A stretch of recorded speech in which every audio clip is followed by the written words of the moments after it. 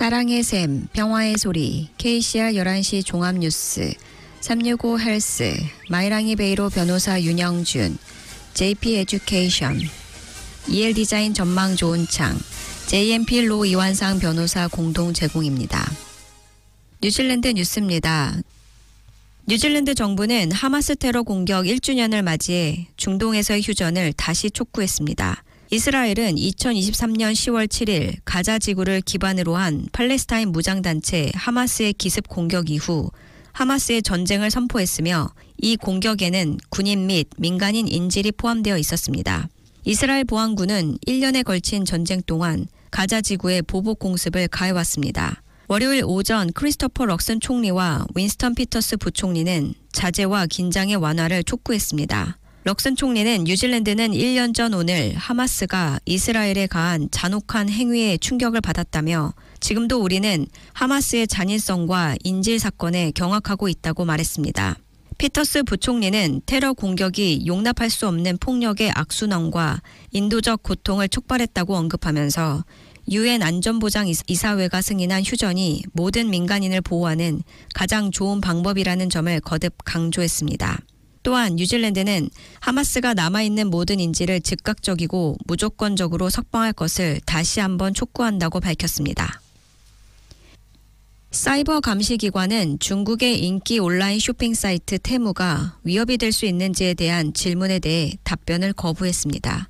국가사이버보안센터는 외국 앱에 대한 일반적인 데이터 수집과 관련된 법적 요건을 언급하며 뉴질랜드 내에서 운영되는 기업은 현지 법률 및 개인정보 보호 규정을 준수해야 한다는 의견 및 개인은 애플리케이션을 설치할 때 개인정보 보호 및 보안에 미치는 영향에 주의해야 한다는 일반적인 답변만 제공하고 테무와 관련된 RNZ의 직접적인 질문과 구체적인 우려에 대해서는 답변하지 않았습니다.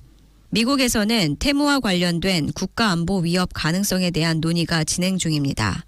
특히 테무의 모회사 핀두어더가 사용자 데이터를 감시할 수 있다는 우려가 제기되었고 구글은 보안 문제로 인해 작년에 핀두어더 앱을 중단했습니다. 미국 의회는 테무가 중국 공산당과 연관되어 있다는 경고를 포함해 미국 사용자 데이터 보호에 대한 우려를 공식적으로 제기했습니다. 뉴질랜드에서는 소비자들이 경제 상황에 따라 지출이 불안정한 상황에서 해외 온라인 소매 업체 테무와 알리익스프레스가 인기를 끌고 있는 것으로 보입니다. 컬로직은 뉴질랜드의 부동산 침체가 계속되고 있지만 오래 지속되지는 않을 것이라고 말했습니다. 주택가치 지수에 따르면 9월 가격에 0.5% 더 하락해 7번째 연속 하락했습니다. 2020년 3월보다는 16% 높지만 코로나 호황기보다는 18% 낮습니다. 해밀턴은 9월에 1.2%, 웰링턴은 0.5%, 오클랜드는 0.7% 하락했으며 크라이스처치는 보합세를 보였고 더니든은 소폭 상승했습니다. 수석 부동산 경제학자 켈빈 데이비스는 모기지 금리 하락이 심리를 부양하기 시작했다는 징후가 있지만 아직 데이터에는 나타나지 않았다고 말했습니다.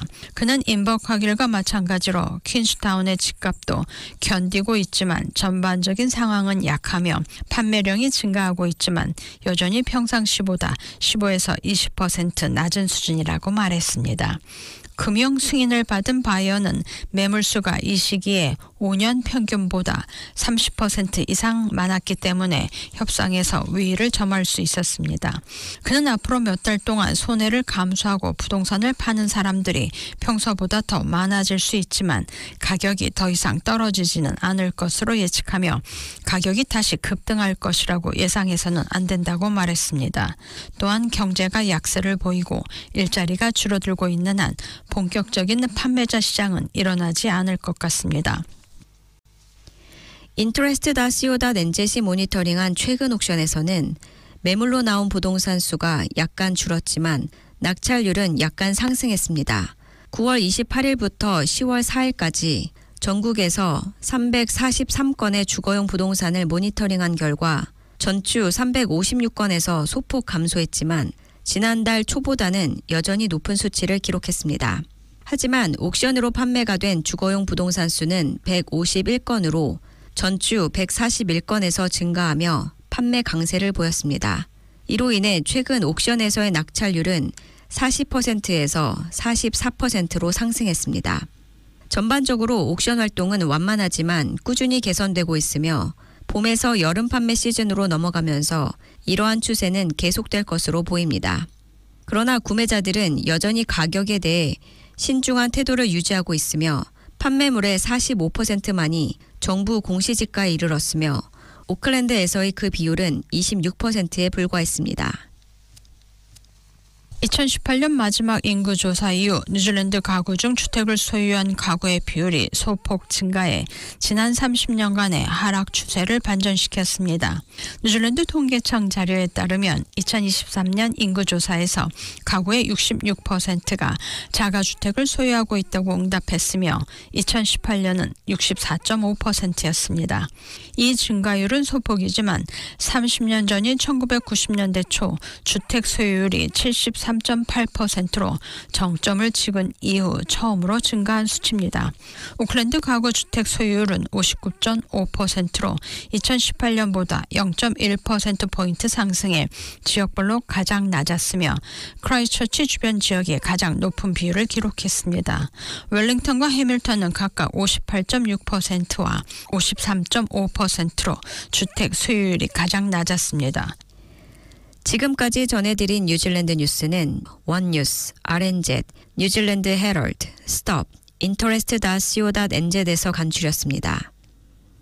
오늘의 환율 정보입니다. 뉴질랜드 달러와 대비 원화의 기준 환율은 830원 41전, 한국에서 보낼 때 838원 71전, 한국에서 받을 때 822원 11전입니다.